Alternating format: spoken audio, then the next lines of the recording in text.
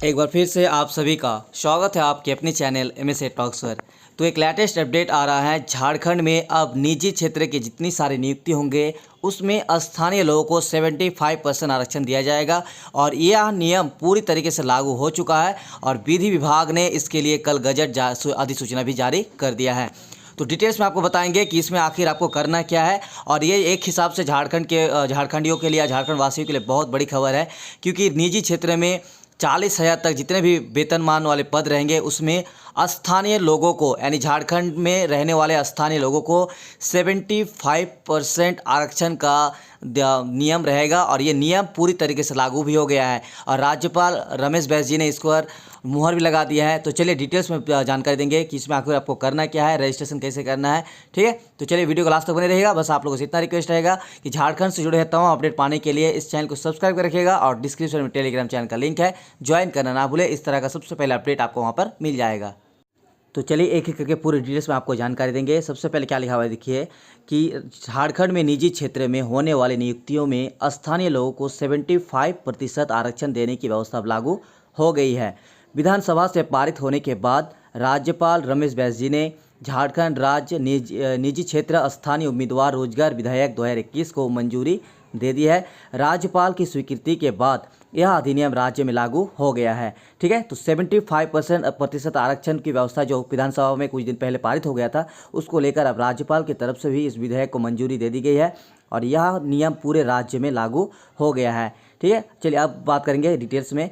उसके बाद देखिए कि 40,000 तक जितने भी पद रहेंगे उन पदों पर होने वाली निजी क्षेत्रों में नियुक्तियों में स्थानीय यानी झारखंड राज्य के स्थानीय लोगों को नौकरी में आरक्षण दिया जाएगा। ठीक है, तो लिखा हुआ देखिए यह आरक्षण लागू होने के बाद राज्य के निजी क्षेत्र के प्रत्येक नियोक्ता को 40,000 रुपये तक के वेतन व मजदूरी वाले पदों पर 75% यानी 75% स्थानीय उम्मीदवारों को बहाल करना होगा। इस नियुक्तियों में कंपनियों, संगठनों और प्रतिष्ठानों को स्थानीय लोगों व परियोजना के कारण पर विस्थापित हुए लोगों की नियुक्ति में उच्च प्राथमिकता देनी होगी। ठीक, तो ऐसे में जो अपडेट आ रहा है कि इसमें जो कंपनी है, संगठन है या प्रतिष्ठान के वैसे लोग जो विस्थापित भी हुए हैं ऐसे लोगों को उच्च प्राथमिकता यानी उसको ज़्यादा हाई प्रायोरिटी देने का यहाँ पे बात उठा है और यह नियमावली पूरी तरीके से झारखंड में लागू हो गया है।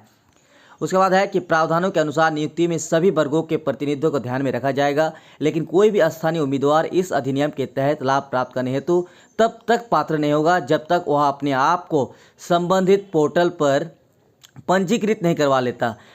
यह अधिनियम दुकानों, प्रतिष्ठानों, खदानों, उपक्रमों, उद्योग, कंपनियों, सोसाइटी, न्यास, दायित्व भागीदारी फर्मों, भागीदारी फर्म और 10 या 10 से अधिक व्यक्तियों का नियोजन करने वाले हर व्यक्ति और संस्थान पर लागू होगा।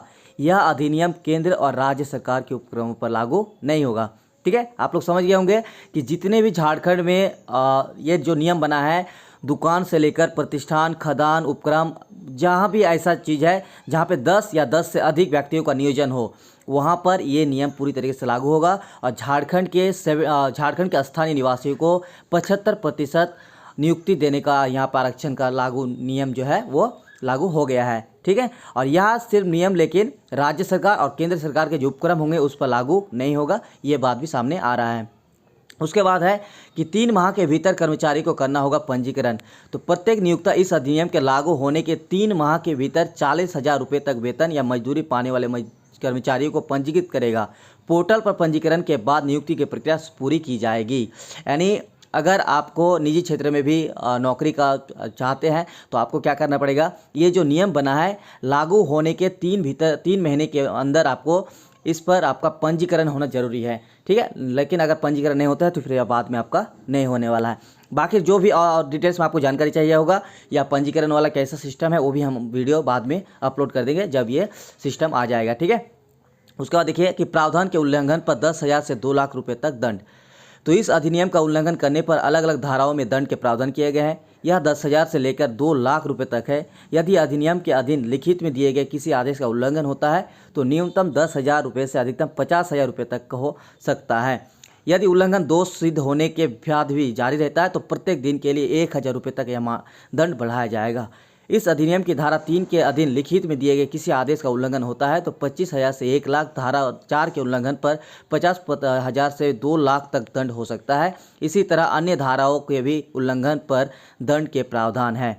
तो ये बहुत बड़ी अपडेट आ रही है कि झारखंड के निजी क्षेत्र में जितनी भी सारी कंपनी होंगे, प्रतिष्ठान होंगे, ठीक है, उनमें 75% आरक्षण झारखंड राज्य के स्थानीय निवासी को मिलेगा और इसके लिए विधानसभा में नियम पारित हो गया था। अब बस राज्यपाल जी का स्वीकृति लेना था, वो भी मिल गया है और पूरी तरीके से झारखंड राज्य में लागू हो गया है। तो इसी तरह से हर एक अपडेट पाने के लिए चैनल को सब्सक्राइब कर रखिएगा और वीडियो अच्छे लगे, इन्फॉर्मेटिव लगे तो छोटा सा लाइक जरूर कर दीजिएगा।